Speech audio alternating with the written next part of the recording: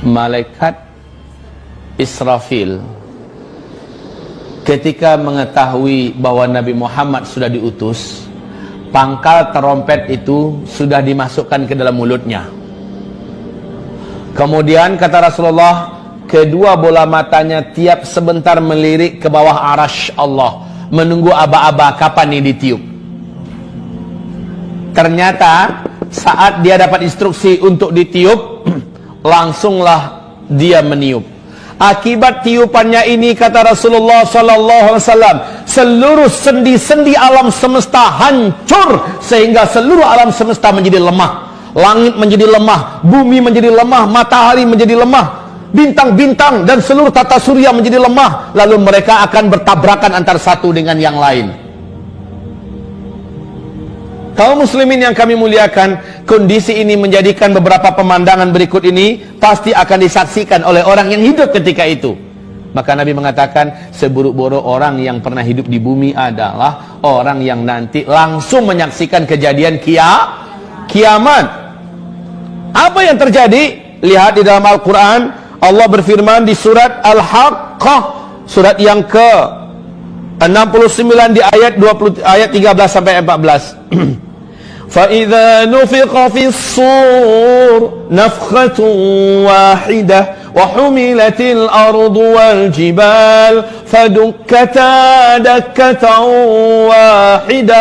Saat tiupan sangkakala pertama ditiup, bumi langsung berbenturan dengan yang lain-lainnya. Akar-akar gunung lepas, lalu menghantam kembali bumi ini. Gunung-gunung di mana lepas menghantam bumi ini. Mereka saling bertabrakan antara satu dengan yang lain. Manusia ketika itu seperti anai-anai yang berterbangan. Manusia yang ada seperti anai-anai yang berterbangan. Gunung-gunung seperti kapas yang ditiup.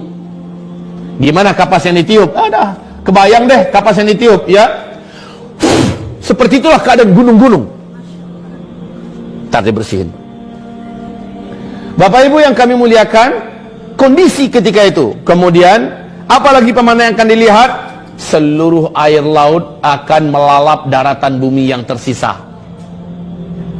Wa idzal biharu fujirat, dan apabila seluruh laut fujirat.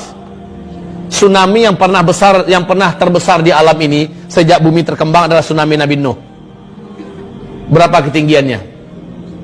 Berapa? Ya setinggi gunung. Coba deh disebutkan secara ilmiah berapa? Di Al-Bidayatu wan Nihayah oleh Al-Hafiz Ibnu Katsir dijelaskan tingginya tsunami Nabi Nuh 5.000 meter. Ya. Pertanyaannya, dari mana sih munculnya itu air laut? Jawabannya adalah entah. Kita nggak tahu dari mana itu munculnya air. Kok bisa setinggi itu? Lalu disembunyikan kemana? Nggak usah dibahas deh. Pokoknya imani saja itu sudah Allah lakukan. Sebagaimana Allah menjelang munculnya Dajjal sanggup menyembunyikan air. Entah kemana hilangnya itu air. Betul tidak? Sampai-sampai air tidak ada yang turun dari langit. Air yang ada di daratan bumi mengering di mana-mana. Dan sekarang sudah mulai menunjukkan ada indikasi ke arah itu. Nah Bapak Ibu, Allah Maha Kuasa. Baik, air laut saat itu tumpah. Mau lari kemana? Mau lari kemana? Pemandangan berikutnya, ini ketika bunyi trompet itu ya, ditiupkan. Ketika bunyi trompet itu ditiupkan, seluruh wanita yang sedang menyusui saking faza'nya. Faza' itu tahu? Faza' kayak burung nih, burung merpati lagi makan-makan rame-rame dengan kawan-kawannya, makan biji-bijian yang kita serakkan. Tiba-tiba kita lemparkan mercon yang meledak.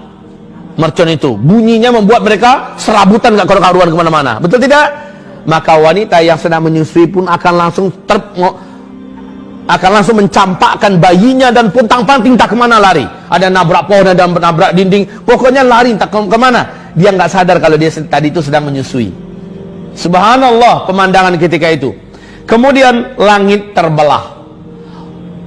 Wa insyaqqatis samaa'u fahiya yawma idzin wahiyah. Langit menjadi terbelah. Ketika itu langit sangatlah rapuh dan lemah. Kalau sekarang langit kokoh Bapak. ya, nanti langit menjadi rapuh dan lemah.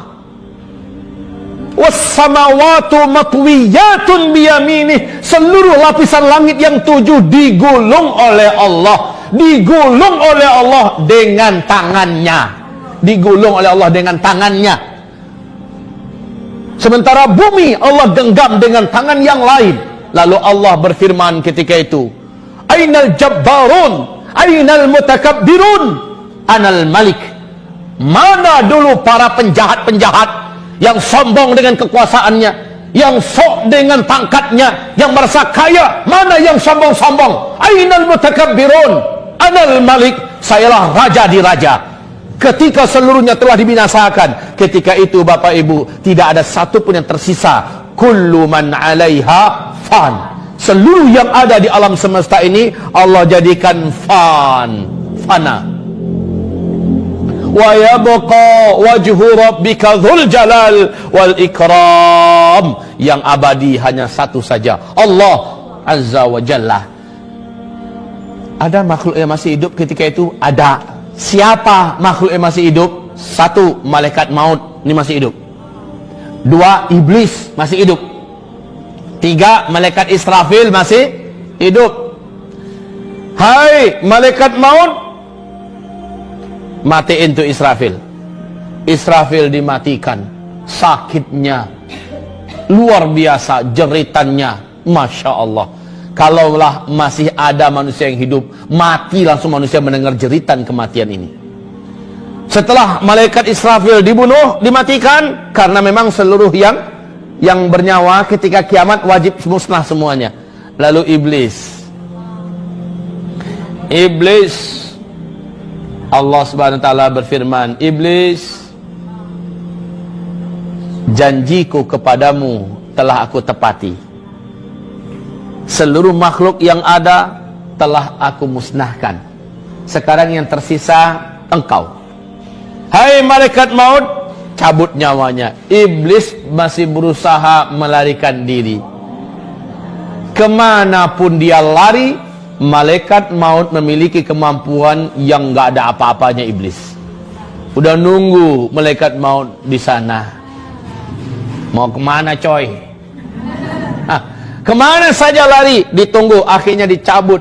Begitu juga kata Rasulullah, jeritan kematian iblis ini sangat mengerikan. Selanjutnya Allah lah yang mematikan malaikat maut. Allah lah yang mematikan malaikat maut. Ketika Allah matikan malaikat maut, apa jeritan malaikat berkata, aduhai kiranya begini berat kematian itu, begini menyakitkannya. Kalau aku tahu, pasti aku akan berlembut-lembut dulu dalam iya, sakit Pak. Malaikat maut pun yang sebenarnya begitu perkasa, tidak ada makhluk yang lebih perkasa melainkan malaikat maut. Semuanya mampus di tangan malaikat maut. Ya. Sekarang malaikat maut dimatiin itu oleh Allah Subhanahu wa taala. Selesai.